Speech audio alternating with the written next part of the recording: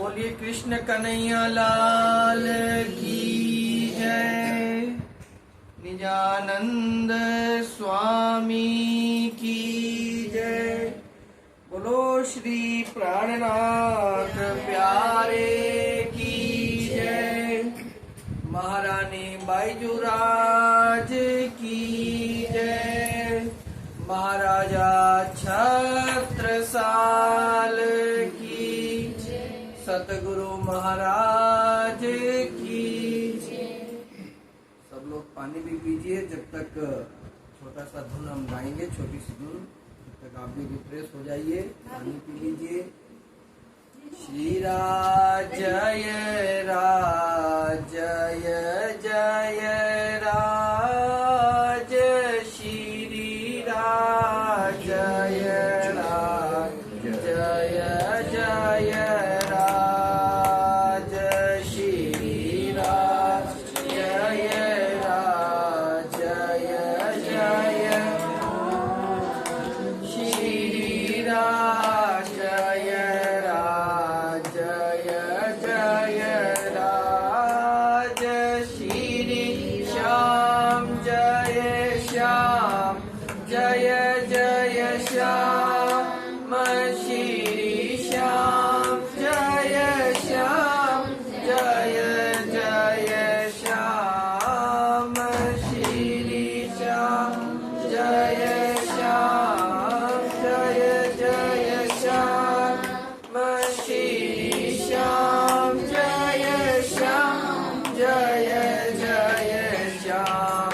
बोलो श्री राज जय राज जय जय राज। श्री राज जय राज जय जय राज। बोलो कृष्ण कन्हैया लाल की जय। सच्चिदानंद रूपाय विश्वोत्पत्त्यादि हेतवे तापत्रय विनाशाय श्रीकृष्णाय वयं नमः। श्रीकृष्णाय वयं नमः। मूकं करोति वाचालं पंगुलं यते गिरिं। यत्कृपातमहं वन्दे परमानन्दमाधवम्। यत्कृपातमहं वन्दे परमानन्दमाधवम्।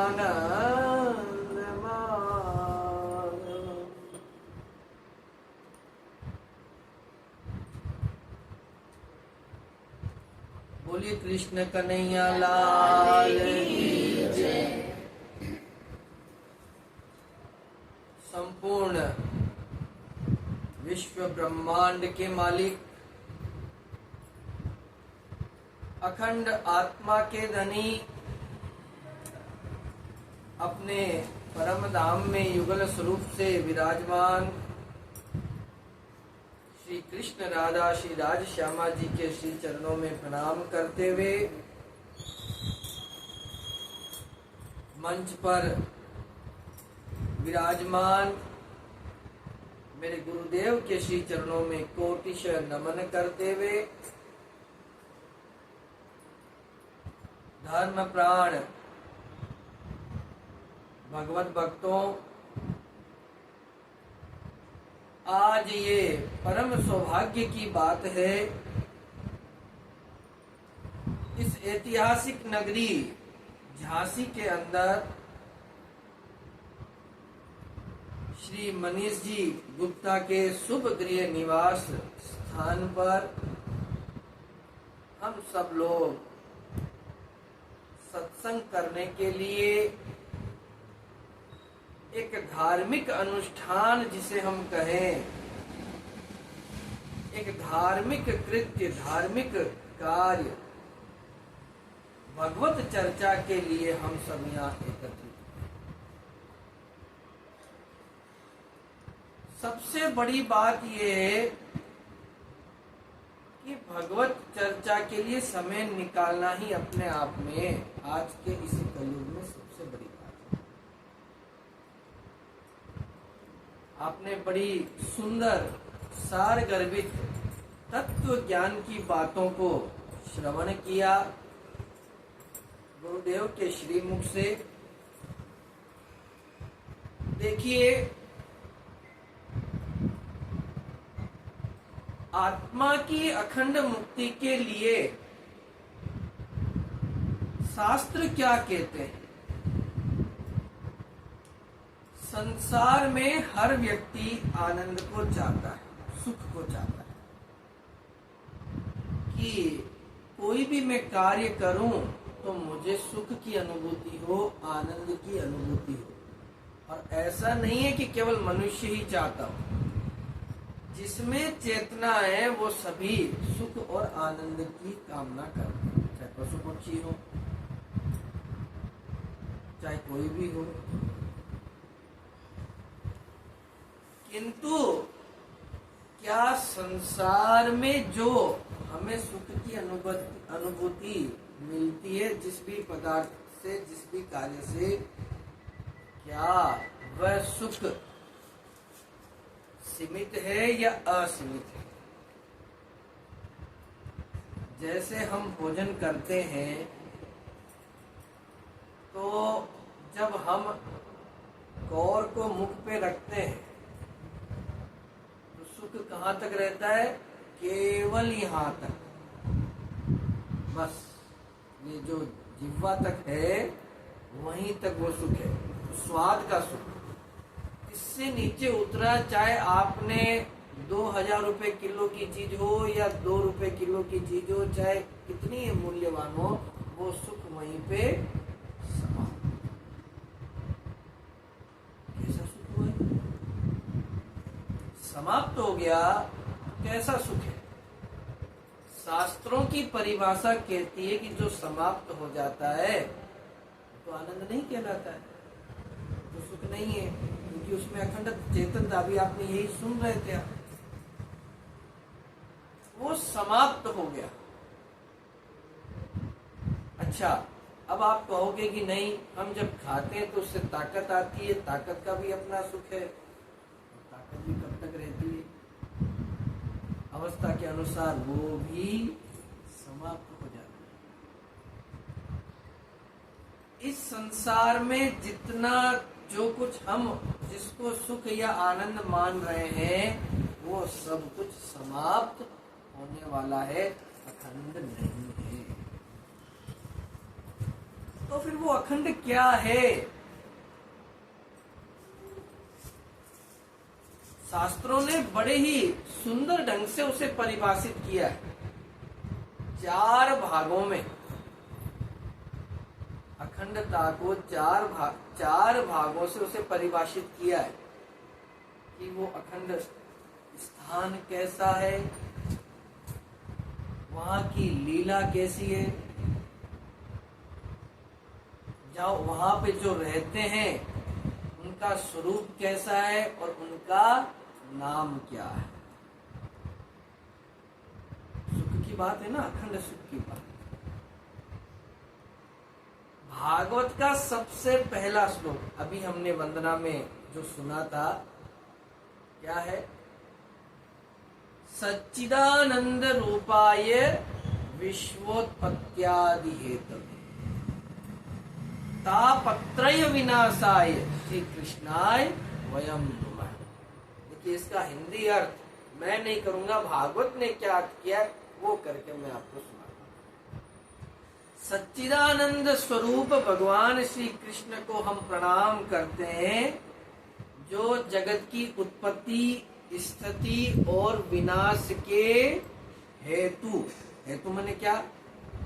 हेतु माने कारण, जो जगत की उत्पत्ति के भी कारण है, स्थिति के भी कारण है और विनाश के भी कारण है। कौन? वो सच्चिदानंद स्वरूप भगवान श्री कृष्ण। और आगे क्या लिखा है?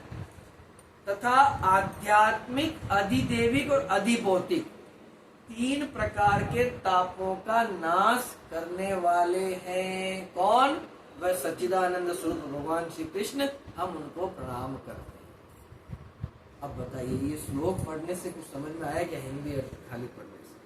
इसीलिए कहते हैं कि विद्यालय में शिक्षक और सत्य का ज्ञान, आध्यात्मिक ज्ञान और धर्म का ज्ञान कुछ जानना हो तो सद्गुरु की आवश्यकता हो। हमें भी हमारे सद्गुरु ने ये सिखाया है, वही हम बांट रहे हैं। ऐसा नहीं कि मैं आपको कुछ बतला रहा हूँ, मैं तो अहंकार का स्वरूप होता है, मैं कुछ नहीं बता सकता। जो हमारे सद्गुरु ने हमारी आत्म जागृति के लिए बतलाया वह मैं आपको। देखिए, ये तत्व ज्ञान की बातें कभी कभी बड़ी नींद आने लगती है बातों में, लेकिन हमें हमारे गुरुदेव ने यही बातें सिखाई। क्योंकि आत्म जागृति भागवत के अंदर हम कितनी भागवत सुनते हैं, बहुत भागवत सुनते हैं। आपने कभी गौर किया है कि भागवत का पहला ही आरंभ कहाँ से होता है? अब कारण क्या है कि न तो वैसी भागवतें होती हैं, ये हमारी बड़ी विडंबना है, केवल हम नाच गाना भजन और झांकी उसी में रह जाते हैं। और दूसरा, हमारे घर में भी आजकल ये पुराण मिलने बंद हो गए, रखते ही नहीं है। भागवत और गीता की तो जगह ही नहीं रखी है, एक फोटो के अलावा कुछ नहीं मिलता है। आप देखिए उस भागवत के अंदर आरंभ में ही क्या लिखा है कि भागवत क्यों बनी, भागवत का प्रकटन क्यों हुआ।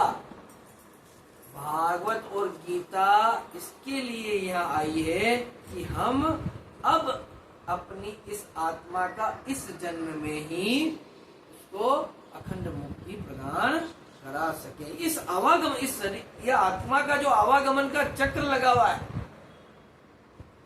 ये शरीर की अवस्था पूरी हुई, शरीर खत्म हुआ, फिर जैसा इसने शरीर में कर्म किया, आत्मा उस बंधन में बंधी और फिर उसने कुछ न कुछ स्वरूप धारण किया, कोई न कोई योनि में चली गई, भटक रही है। लेकिन भागवत और गीता का उदय प्रकटन इसीलिए हुआ है कि अब ये जो मनुष्य तन मिला है, इसी के अंदर हम उन सब बातों को समझ करके इस आत्मा को मुक्त करें। और इसीलिए ये सबसे पहला श्लोक क्या आता है कि इस आत्मा के 3 प्रकार के ताप, इनसे अगर हमने मुक्ति पाली तो हम अखंड मुक्ति को प्राप्त कर जाएंगे। क्या है वो 3 ताप? आदि भौतिक, आध्यात्मिक, आदि देविक और आदि भौतिक। नोट करनी चाहिए कभी कभी कुछ चीजें भागवत के अंदर, सब आजकल तो ऑनलाइन गूगल, चैट जीपीटी, कहीं भी आप जाओ सब कुछ मिल जाता है। आदि भौतिक ताप क्या होता है? ये आदि भौतिक ताप, ये कुछ शब्द बड़े क्या होते हैं, आजकल हिंदी हम कम पढ़ते हैं तो समझ में भी नहीं आते, वैसे बहुत सरल है। आदि भौतिक माने ये शारीरिक ताप जो इस शरीर को कष्ट होते हैं। भौतिक ताप क्या होते हैं? आदि, व्याधि, बीमारी, ये सब होना, ये सब आदि भौतिक ताप है। अब जैसे अभी आपने क्या सुना था प्रवचन में गुरुदेव के मुख से कि जो एक सोया हुआ व्यक्ति है और एक मृत व्यक्ति है, दोनों में क्या फर्क है? मृत व्यक्ति में चेतनता नहीं, आत्मा नहीं है, और सोए हुए व्यक्ति में आत्मा है। तो ये शरीर को जो आप देख रहे हो कष्ट हो रहा है, वो वाकई में शरीर को नहीं, अंदर बैठी हुई आत्मा कष्ट का अनुभव कर रही है। आत्मा निकल गई, शरीर तो खत्म हो जाएगा, शरीर कुछ नहीं है। जैसे डस्टबिन होता है ना, इस शरीर, ये आत्मा कैसे बैठी है? आपने अभी हमको ये शरीर ऊपर से बहुत अच्छा लगता है, कभी अंदर से देखा है कैसा है?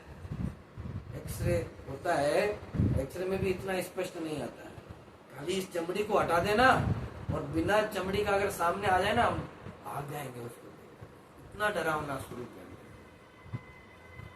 और ऐसे स्थान पे कौन बैठी है? वो आत्मा। आज आपको एक पूरे कचरे से भरा हुआ डस्टबिन हो और आपको कह दिया जाए कि थोड़ी देर उसमें जाके बैठो, आप पास में जाके दौड़ के भाग के आ जाओ, अरे वहां तो खड़े भी नहीं हो सकते। लेकिन हमने इस आत्मा को कहाँ बैठा रखा है? उसके अंदर। तो ये दुख दर्द कौन झेल रही है? जबकि उसका ये कार्य नहीं है। वो कहाँ की है? आत्मा। आत्मा क्या है? अखंड है। तो उसका स्थान तो ये नहीं है। संसार तो स्वप्नवत है, नाशवान है। ये तो एक यूनिवर्सल ट्रूथ है। ये किसी के बताने और समझाने वाली बात है ही नहीं। ये संसार क्या है? स्वप्नवत है, नाशवान है। तो बचपन से सुनते, सब सुनाते। और आत्मा क्या है? अजर है, अमर है। तो फिर इसका स्थान ये कैसे हो सकता है? हो ही नहीं सकता। तो ये भौतिक कष्ट जो इसे हो रहा है, वो कौन सहन कर रही है? आत्मा। कैसे मुक्त होगी? उसके बारे में भी विचार करेंगे। अब दूसरा ताप क्या लगा है? आदि भौतिक, आदि देविक। आदि देविक ताप किसे कहते हैं? तो भागवत ने इसकी व्याख्या की है। जैसे ग्रह, नक्षत्र, तारे, कभी कभी कहते हैं ना कि ये ग्रह नक्षत्र हमारे खराब चल रहे हैं।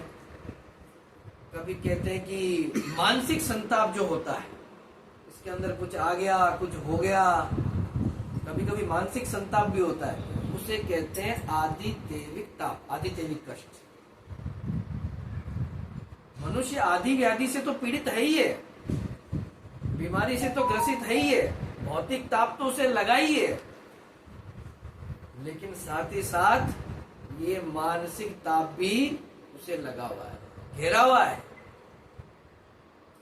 जन्म से देखो, आजकल तो जन्म ही हॉस्पिटल में होता है, तो जन्म से लेके मरने तक भौतिक ताप के साथ साथ ये मानसिक ताप थोड़े बड़े हुए। पढ़ाई की टेंशन, फिर पढ़ाई पूरी कर ली तो अब जॉब की टेंशन, फिर जॉब लग गई तो नया घर बनाना है, परिवार, फिर चलती रहती है। ये दूसरा ताप। और तीसरा ताप क्या है? आध्यात्मिक ताप। आदि भौतिक, आदि देविक और आध्यात्मिक ताप। ये ताप क्या है? देखिए, संसार में शरीर के कष्ट कभी नहीं मिटने वाले हैं। आज ये बीमारी हुई, ये दवाई ली, ठीक हुआ, 2 दिन बाद दूसरी बीमारी चली, तीसरी बीमारी चली। आज यहाँ बैठे हैं, लाइट चली गई, गर्मी हो गई, पसीना हो गया, वो भी कष्ट। संसार के ये जो शारीरिक कष्ट है वो कभी समाप्त नहीं होने वाले, और ना ही मानसिक कष्ट दूर होने वाले। लेकिन अगर आध्यात्मिक ताप जो इस आत्मा को लगा है, अगर उसके ऊपर हमने गौर कर लिया, उसको दूर कर लिया, तो वो दोनों ताप स्वतः मिल जाएंगे। तीनों तापों से हमारी मुक्ति हो जाएगी। कैसे संभव है? तो भागवत में ही प्रसंग आता है भक्ति, ज्ञान और वैराग्य का। मैं भागवत की न तो कथा सुनाऊंगा, न लंबा थोड़ा प्रसंग सुनाऊंगा, केवल उसके अध्यात्म को, तत्व को आपको जोड़ के बताऊंगा। 3 ताप हैं, आदि भौतिक, आदि देविक और आध्यात्मिक। और 3 प्रकार से भक्ति, ज्ञान और वैराग्य। अब भक्ति किसे कहते हैं? सुबह जल्दी उठना, उठ करके नित्य क्रियाओं से निवृत्त होना, मंदिर जाना, परिक्रमा करना, दर्शन करना, जितना जो कुछ आप कार्य करते हो, धार्मिक कार्य करते हो, ये भक्ति कहलाती है। भक्ति करोगे तो आप जितना भी शारीरिक कष्ट है, जब आप वो कार्य भक्ति करते रहोगे तो उसको भूलने की शक्ति आपको मिलेगी। भक्ति से देखिए कष्ट दूर नहीं होते हैं। वो कहते हैं ना, जैसे अंग्रेजी दवाई लेते हैं तो ये हमारे ये मैकाले ने, हम आजाद तो हो गए, स्वतंत्र हो गए, लेकिन मैकाले ने जाते जाते अपने सिद्धांतों को हमारे बुद्धि में कूट कूट के भर दिए। उन्हीं के सिद्धांतों में से एक सिद्धांत है कि हम लोग ये जो अंग्रेजी दवाई लेते हैं, हम सोचते हैं इससे हम ठीक हो रहे हैं, ठीक नहीं होते हैं। केवल वो हमारी उस स्थिति को शून्य कर देती है। अंग्रेजी दवाई कभी पूर्णतः ठीक नहीं करती, जड़ से नहीं निकालती है बीमारी को। वैसे ही भक्ति क्या है? हमारा जो कष्ट है शरीर का, जब हम भक्ति करते हैं तो उन कष्टों को सहन करने की शक्ति हमें प्राप्त हो जाती है। हम कष्ट सहन कर पाते हैं। और भक्ति के बाद क्या है? ज्ञान। मैं ज्यादा विस्तार से नहीं सुनाऊंगा, समय ज्यादा नहीं। अब ज्ञान तो आदि देविक ताप, दूसरा पहला ताप था आदि भौतिक ताप, यानी भौतिक कष्ट, आदि व्याधि। वो हमारे कैसे? भक्ति से। हम भक्ति करते रहें तो हमारे आदि भौतिक ताप को हमें सहन करने की शक्ति मिलेगी। उसके बाद आदि दैविक ताप, जो मानसिक कष्ट हमें है, मानसिक कष्ट के लिए ज्ञान हमें होना बहुत आवश्यक है। जब ज्ञान होगा, शास्त्रों में क्या तत्व ज्ञान है, क्या उनके बारे में लिखा है, वो जब ज्ञान होगा तो हम मानसिक जो कष्ट हमें होते हैं, उन कष्टों को हम धीरे धीरे दूर कर पाएंगे। मानसिक कष्ट क्या होता है? हम सोचते रहते हैं, अरे ये कार्य कैसे होगा, ये कार्य, क्योंकि खाली बैठे रहते हैं ना। वो कहता है खाली दिमाग शैतान का। हम खाली बैठे रहेंगे तो मन, अभी सुन रहे थे आप प्रवचन में, मन दौड़ता रहेगा, कभी इधर दौड़ेगा, कभी उधर दौड़ेगा, और जितना वो दौड़ेगा उतना ही वो उलझता जाएगा। अरे मेरे को ये करना था, ये नहीं किया, ये ऐसे हो गया, वो ऐसे हो गया, ये मानसिक कष्ट बढ़ते जाते हैं। और उसी को डाइवर्ट करने के लिए जब हम शास्त्रों को, पुराणों को, हमारे सदगुरु के ज्ञान को, पुराणों को पढ़ना, सदगुरु के ज्ञान को सुनना, तो हमारा वो मानसिक जो कष्ट है वो दूर होता जाएगा, क्योंकि मन स्थिर होने लगे। और तीसरा आध्यात्मिकता, वो कैसे दूर होगा? भक्ति, ज्ञान और उसके बाद वैराग्य। वैराग्य का कल भी हम वार्तालाप कर रहे थे। हमें बड़ा ही ये बहुत अच्छा लगा ये चीज देख करके कि आज के समय में युवा लोग भी इतनी जिज्ञासा रखते हैं। दोनों बच्चे मनीष जी के बड़े ही सत्संगी, और कल प्रश्न हम लोग यहाँ बहुत सत्संग, आज तो 1 घंटे की सत्संग हुई, कल तो हमने 4 घंटे की सत्संग। इतनी सुंदर इन्होंने जिज्ञासाएं रखी और इतनी सुंदर वार्तालाप हमारा चलता था। तो क्या है वैराग्य? किसे कहते हैं? वैर प्लस राग, यानी माया से तो वैर होना चाहिए, क्योंकि दुख कौन दे रही है? परमात्मा दुख नहीं देते हैं, ये माया दुख देती है। तो जो दुख देती है उससे वैर करना है, उससे दुश्मनी करनी है। तो वैराग्य का अर्थ क्या होता है? ऐसा नहीं है कि हमने कपड़ों के रंग बदल लिए और सब कुछ छोड़ छाड़ के, सारे कर्तव्यों से दूर भाग के और माला पहनी और घर छोड़ के निकल गए। केवल वही परिभाषा नहीं है वैराग्य की। हमें अंदर से वैराग्य होना चाहिए, यानी माया से तो होना चाहिए वैर, दुश्मनी। और राग किससे हो? जब माया से दुश्मनी होगी तो पीछे कौन बचेंगे? परमात्मा। परमात्मा से राग, राग मने क्या? प्रेम। जब वो हो जाएगा तो ये आध्यात्मिक ताप ही नहीं है। आत्मा, आध्यात्मिक ताप का मतलब क्या है? ये आत्मा जो फंसी हुई है इस शरीर में आकर के, इस मनुष्य योनि में आकर के, वो मुक्त होना चाहती है। और मुक्ति कैसी? बार बार न आना पड़े, अखंड मुक्ति। फिर से लौट के न आना पड़े उस स्थान पे। वो क्यों? उसी स्थान की वो है, वहीं वो जाना चाहती है। तो ये वैराग्य जब हमारे हृदय में होगा, अब और यहाँ पे क्या परिभाषा दी है?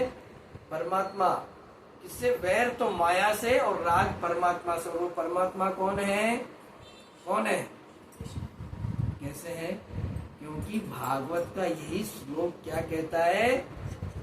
सच्चिदानंद रूपाय। श्लोक में क्या लिखा है? भागवत का पहला श्लोक है, श्री कृष्णाय वयम नुमः। और कौन वो श्री कृष्ण? जो सच्चिदानंद स्वरूप है।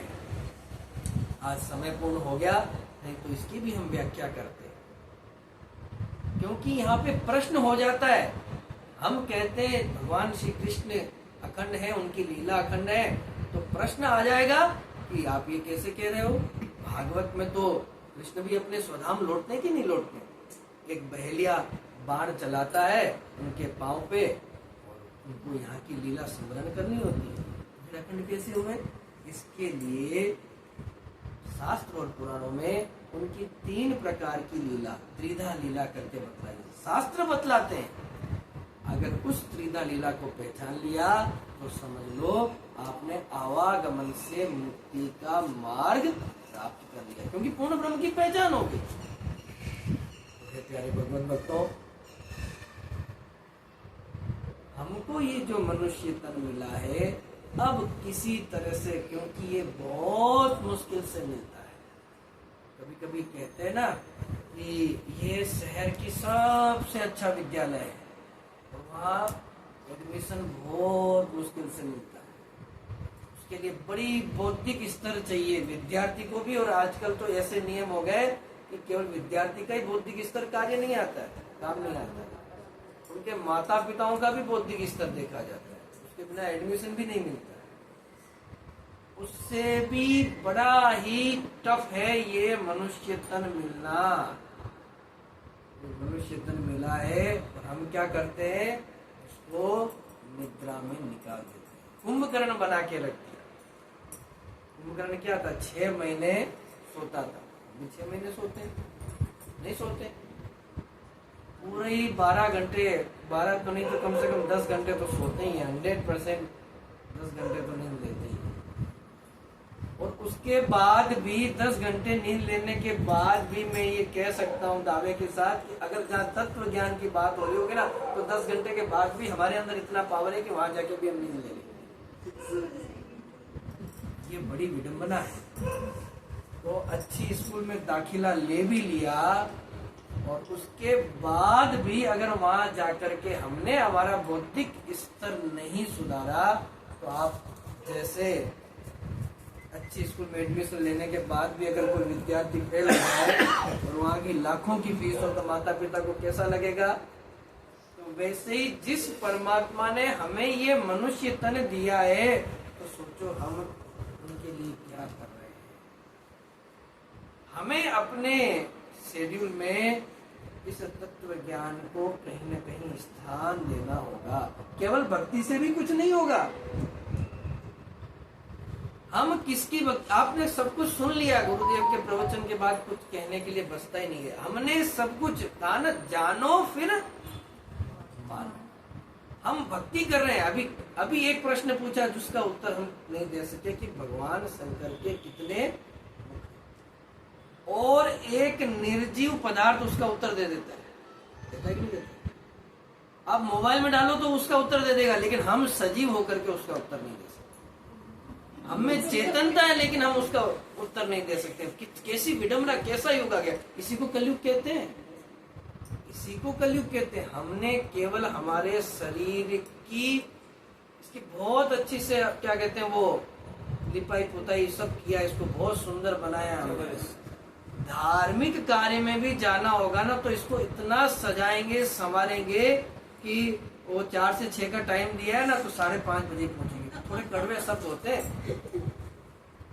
क्यों, समय तो उसमें निकाल दिया हमने, आत्म तत्व की बातें तो निकल गई। और आत्मा कहाँ बैठी है, अंदर। उसको सजाओ, उसको सजाओगे कब, कूड़े में से निकालोगे तब तो सजाओगे ना, अंदर डस्टबिन में सजाओगे। उस आत्म तत्व के लिए सोचो कि हमें क्या करना है, कि इस आत्मा के लिए हम कुछ करें। कहते हैं ना, काल करे सो आज कर, आज करे सो अब। ऐसा नहीं कि अरे अब क्या करेंगे, हम तो 60 के हो गए, 70 के हो गए। आप भागवत के अंदर प्रसंग आता है खटवांग का। राजा खटवांग थे, 2 क्षण में उन्हें आत्म तत्व का ज्ञान हो गया, तत्व ज्ञान। वो उनकी जिज्ञासा थी उनके मन में। अरे जब बारिश हो रही है और तब हम सोचते हैं कि नहीं अभी समय नहीं है, अभी तो मैं बाद में नहाऊंगा, अभी तो मैं मेरा ये काम करूंगा, तो बारिश आपके लिए रुकेगी। अरे जब हो रही है और नहाने की इच्छा है, अगर उससे कुछ प्राप्त हो रहा है तो तुरंत ले लो। जब आपको ये समझ, आपके सामने जब वो वस्तु आ गई, तो आप किसका इंतजार कर रहे हो, कौन सा मुहूर्त निकाल रहे हो। हम दिवाली किस दिन मनाते हैं, किस दिन मनाते दिवाली, अमावस्या के दिन। और बाकी अमावस्या हो तो अरे आज तो अमावस्या कुछ कार्य नहीं करता। जबकि हिंदुओं का सबसे बड़ा त्योहार किस दिन आता है, क्यों, क्योंकि उस दिन बड़ा शुभ कार्य हुआ था, उसको याद करके कर। तो अगर आपने आज ये मन में ठान ली कि नहीं, आज हमको कुछ 2 शब्द, जैसे गुरुदेव ने क्या कहा था कि इसे औपचारिक मत समझना, आए हो तो हो सकता है कि आपके कान में कुछ ऐसे शब्द पड़ जाए कि अरे नहीं, वाकई में शास्त्रों में ऐसी बात लिखी है, तो मुझे ये प्रयत्न करना चाहिए। तो उसके लिए अब मुहूर्त मत निकालिए कि हाँ अभी मैं ये काम कर लूँ, वो काम कर लूँ। कल किसने देखा भैया? ये गारंटी लेते हो क्या कि 4 दिन बाद आप हाँ हो कहा नहीं हो? आज यहाँ बैठे हो, पता चला 4 दिन बाद थोड़े ऊपर उस दीवार के ऊपर टंग जाए फोटो। तो जब समय मिला है और वो शब्द हमारे सामने आ चुके हैं, तो अब उस ज्ञान से पीछे मत हटना, थोड़ा आलस्य बताओ, थोड़ी सी तपस्या करनी है। अरे सतयुग, त्रेता और द्वापर की तपस्या तो हम कर ही नहीं सकते। ऐसी तपस्या करनी होती थी, वर्षों तक बैठ के ध्यान करना होता था, उन इष्ट देवता उपास्य को प्रसन्न करना होता था, फिर वो प्रकट होते थे, तब कहीं जाके हमें वो मार्ग बतलाते थे और फिर उस मार्ग पे चलना पड़ता था, तब कहीं जाके हम। अब तो केवल इतना है, शास्त्र पुराण हमारे सामने, सदगुरु चला के हमारे लिए आते हैं, आपको समय देके तो सुनना है, समझना है और ग्रहण करना है। तो प्यारे भगवत तो बहुत बहुत धन्यवाद, आप सब आप लोग पधारे। और इतनी वो क्या कहते हैं, तत्व ज्ञान की जो बातें होती ना, वो कलयुग की भाषा में कहते थे बोरिंग होती है, लेकिन जो तत्व ज्ञानी होता है उसकी तो पलक भी नहीं चलती है, वो सोचता है आगे क्या सुनने। तो ऐसी तत्व ज्ञान की बातें सुनने के लिए, शास्त्रों की बातें सुनने के लिए आपने अमूल्य समय निकाला, पधारे, इसके लिए बहुत बहुत धन्यवाद आप सबको। और विशेष धन्यवाद हमारे मनीष जी को। और हम कल से देख रहे हैं कि मनीष जी क्या परेड करवा रहे हैं सबको, अपने परिवार को इतनी सेवा में लगा रखा है। हमारी ये अनिरुद्धाचार्य जी और हमारी दीदी और माता जी, बहुत हमको इतना आनंद, इतनी सेवा सुबह से लेके शाम तक। कल हम आए जब से लेके अभी तक एक पांव पे खड़े होके पूरा परिवार किसके लिए कर रहे हैं कि कल कुछ सुनने को मिलेगा, कल सब आएंगे और हमें वो तत्व ज्ञान मिलेगा। तो इसके लिए मैं इन परिवार की तो क्या ही महिमा करूं। बहुत बहुत धन्यवाद। उनके बड़े भाई साहब भी यहाँ विराजमान है, तो आपको भी बहुत बहुत धन्यवाद। सबके चरणों में मैं प्रणाम करते हुए अपनी इस वाणी को यही विराम दूंगा। अब आप सब लोगों के मन में अगर कुछ जिज्ञासा है, प्रश्न है, तो आप अवश्य कीजिए। अगर किसी को देरी हो रही है तो मैं नहीं कहूंगा कि आप रुकिए। देखिए आज का जमाना बहुत एडवांस है। आप चाहें, देखिए अब आपके मन में उधेड़ बुन हो जाएगी, अब समय नहीं है, जाना भी है, तो प्रश्न कैसे करें, तो कोई बात नहीं। यहाँ पे अगर समय है तो आप अभी प्रश्न कीजिए, अगर समय ना हो तो आप हमसे कभी भी, आजकल तो सोशल मीडिया का जमाना है, फोन है, मैसेज है, सब कुछ है, लेकिन हम अपने मन में जिज्ञासा होती रहनी चाहिए। आप प्रश्न कीजिए, गुरु कृपा रही, भगवत कृपा रही, तो हम प्रयास करेंगे कि हम आपके उन जिज्ञासाओं का, प्रश्नों का समाधान कर सकें। आइए कुछ जयकारे के साथ आज की सभा को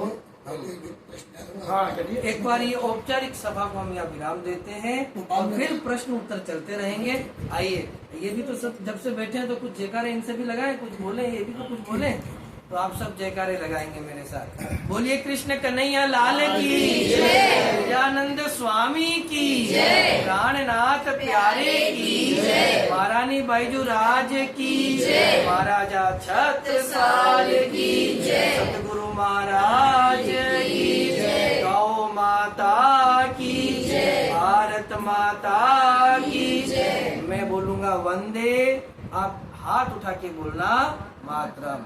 वंदे मातरम, वंदे मातरम, वंदे मातरम। जय जय श्री राधे, जय जय श्री राधे, जय जय श्री राधे। राधावर कृष्ण चंद्र की जय। प्रणाम। सब अपने मुंह से एक बार जोर से बोलेंगे प्रणाम। पूछिए क्या पूछना है किसी